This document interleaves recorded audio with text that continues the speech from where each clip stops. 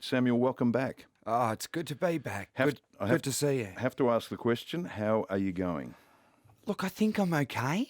I'm not sure whether it's okay to be okay. I'm sad. I can't call my sister on the phone anymore. It's but I'm okay. I'm very focused on the work. I think it's good that I've got stuff to do. You knew the day was coming, but how did you feel when Connie lost her life? You can't prepare for it, I've realised. I've spent 6 years grieving her, and then the day arrives. But the day itself was really sweet, and we had to rush her off very quickly to Sydney so that they could remove some warm tissues from her body. So literally, we knew that from the moment her heart stopped beating, we had half an hour to get her in the van and get her to Sydney straight away. So it was a real privilege to be able to be a part of that process and to be able to pack her up. And even after her heart stopped beating, she kept working. The legacy lives on. Well, she was still kind of personally sacrificing herself for research, even beyond the heartbeat. And there was a definite time frame on getting that happening. Yes, it's medically very important that it happens instantly. What are you going to do now? You going to keep going? Yeah, I think. Because you've given up your career. Well, I promised 500,000 Australians and my sister that I wouldn't stop until we raised 10 million. And after we hit the 10 million, I think I might get serious about fundraising. Right. That's just the beginning. Well, I thought it was the end, but I'm starting to see that maybe she was just training me up. Maybe this was just an apprenticeship, and maybe 10 million's just a little starter. Have you been approached or gone to the top end of town? Our millions have been raised by everyday Australians, most of them directly affected by cancer.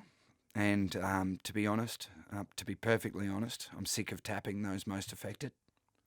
I'm sick of asking families who don't have it, and that's what I've been doing. Anyone listening who's got any leverage, any influence, any power, any money, I'm coming for you. And if there is someone listening, where can people get in contact? Just loveyoursIster.org? Mate, if you want to contact me personally, Samuel@loveyoursIster.org. Samuel@loveyoursIster.org. I'll repeat that through the afternoon. Are you missing acting? No, not in the slightest. Not at all? Not at all. So you've got your focus, you know exactly what you want to do? I was sick of acting before I retired. Why? Because I've done it for 23 years. Right. I don't know. I think, I think it's hard to maintain a passion for something for your whole life, and that moods change. And I've found the task of fundraising to be quite creative. There are 55,000 other registered charities I'm competing with. You have to get pretty creative to draw a dollar from a pocket. Would you ride around Australia again on a unicycle? No, because we never do anything twice. All of our most successful campaigns are Walk backwards? Handstand, maybe.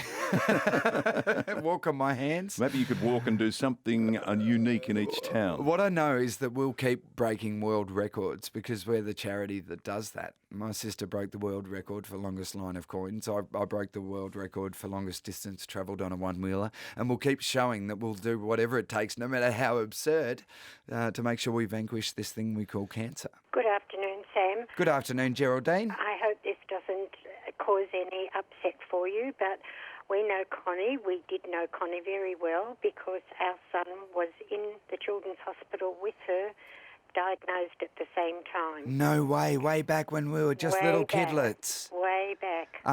And dare I ask how it went? You certainly may. He's a big, strong, healthy 41-year-old now. Oh, well, I'm breathing now. Yes, with two beautiful children. Oh, such a relief to hear. He is one of the very, very lucky ones, but we just love Connie and all the kids that were in there. Was it 9 East or was it 9 West? 9 East. 9 East, that's right. With what was the lady's name? I can't think of her Oh, name. The head names have nurse. escaped me too. Yeah, the head nurse. She was just wonderful. And weren't those kids so well cared for there? Absolutely. And Absolutely. you can see why we give so generously on an annual basis to those guys. Absolutely. Absolutely. I'm so glad you called, Geraldine, and it's good to reconnect. Absolutely. Thank you very much. Thank you, Geraldine. You never know who's listening. My love to her son. Yeah, well, he's big, strapping 39. Wow, so good to 41, hear. 41-year-old. So good to hear. So they would have been the same age.